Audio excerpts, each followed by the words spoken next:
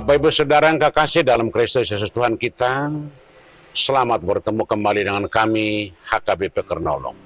HKBP tertua di luar Pulau Sumatera yang selalu ingin bersama-sama dengan saudara dalam kebenaran firman Tuhan melalui renungan malam Shalom. Dan untuk memulai renungan malam ini, kita berdoa. Terpuji Engkau Bapa, pemilik segala sesuatu, yang memberikan apa yang perlu bagi setiap orang yang telah Engkau ciptakan. Biarlah kami mengenal dan mengerti akan pemeliharaanmu, agar kami tetap yakin dan percaya dalam kehidupan sehari-hari bahwa Engkau begitu setia, dan kami pun akan berjanji untuk setia kepadamu. Hanya di dalam Yesus kami berdoa. Amin. Saudara-saudara yang kekasih, salam Advent. Firman Tuhan untuk kita hari ini sebagaimana yang ditetapkan HKBP, kita ambil dari kitab Ibrani pasal 12 ayat yang ke-11 hingga ayat yang ke-13, dan yang menjadi pembimbing ayat yang ke-11. Demikian firman Tuhan. Memang tiap-tiap ganjaran pada waktu ia diberikan tidak mendatangkan sukacita, tetapi duka cita.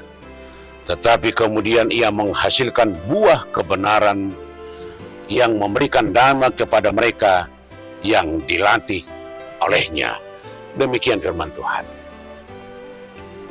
Saudara-saudara yang kekasih, di tengah persiapan-persiapan, di tengah-tengah kesibukan-kesibukan, di tengah-tengah segala apa yang kita lakoni setiap hari dalam minggu-minggu Advent ini, kembali kita disapa oleh firman Tuhan yang sangat indah untuk hari ini.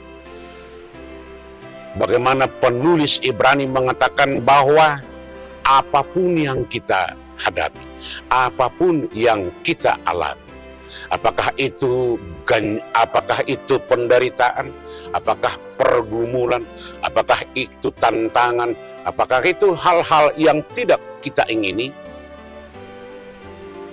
tetapi itu tidak akan membuat kita meninggalkan iman percaya kita.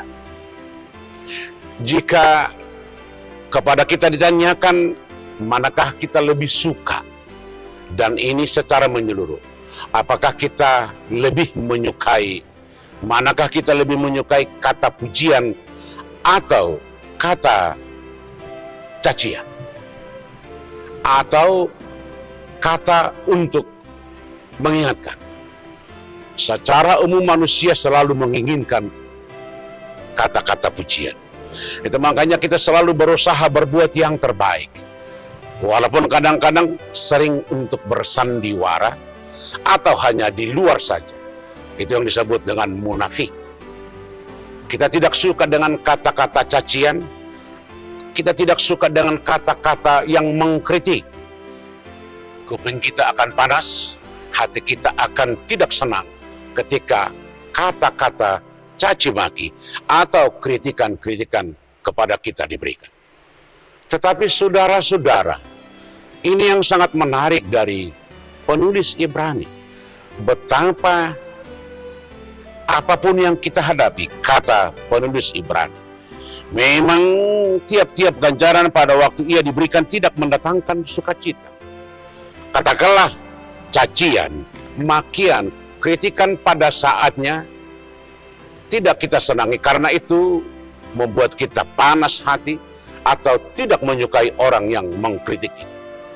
Tetapi sebenarnya kalau kita sadar, ketika kita dikritik atau dikomentari atau ada semacam ganjaran atau hukuman, sebenarnya itu adalah mengingatkan semua orang, siapapun orang, untuk mengenal tidak semua orang bisa sempurna, tidak selalu kita benar, tidak semua orang bisa melakukan seperti yang diinginkan oleh firman. Karena itu menurut firman Tuhan, kalau manusia berdosa dihukum oleh Tuhan, itu sebenarnya bukan karena Tuhan tidak suka, itu sebenarnya karena Tuhan tidak melihat dia, mencintai dia atau mengasihi dia, tetapi itu adalah mengingatkan mereka akan dosa-dosanya, akan kesalahannya, akan kesilapannya. Memang pada saat kita dihukum, saat kita menerima ganjaran, pada satu sisi kita akan selalu mencari pembenaran diri dengan berbagai alibi, atau jangan-jangan kita mencari hal-hal yang mungkin sama sekali itu tidak benar. Betapa banyak orang memakai jawaban-jawaban atau alibi-alibi dengan kata-kata yang tidak benar untuk membenarkan dirinya. Bagaimana mungkin ketidakbenaran dipakai untuk membenarkan kebenaran? Karena itu pada hari ini firman Tuhan sangat indah bagi kita. Kalaupun kita mengalami, apakah itu cobaan, apakah itu penderitaan, apakah itu tantangan, baik dari segi kesehatan, baik dari segi anak-anak, baik dari segi hubungan-hubungan kepada orang, baik dalam bidang pekerjaan, atau apapun, sebenarnya itu harus kita pahami. Yang pertama, untuk mengingatkan kita untuk semakin giat dan semakin serius bahwa tidak selamanya kita benar, atau ada hal-hal yang tertinggal. Yang kedua, sama dengan besi atau emas, dia harus ditempa dulu, harus disepuh dulu, baru ditemukan emas murni. Semua tantangan ini, pergumulan ini, dan apapun yang kita hadapi adalah untuk membersihkan, untuk menempa, untuk mensucikan hati dan pikiran kita, supaya kita semakin dimurnikan menjadi orang-orang yang betul murni di hadapan Tuhan. Yang ketiga, tantangan, pergumulan, dan apapun yang tidak kita sukai, sebenarnya itu adalah cara Tuhan untuk membuat kita menjadi kuat dan kokoh menghadapi apapun persoalan yang kita hadapi. Kebahagiaan tidak akan pernah ditemui tanpa perjuangan. Sukacita tidak akan pernah datang tanpa kita melewati hal-hal yang tidak kita sukai. Karena itu firman hari ini adalah menjadi kekuatan bagi kita semua. Biarlah apa yang kita hadapi dan yang kita lewati merupakan suatu cara pembelajaran bagi setiap orang, supaya semakin teguh dan kuat menghadapi apapun. Tuhan akan menyertai kita. Amin. Kita berdoa. Kami mengucap syukur bagi Tuhan untuk firman-Mu malam ini.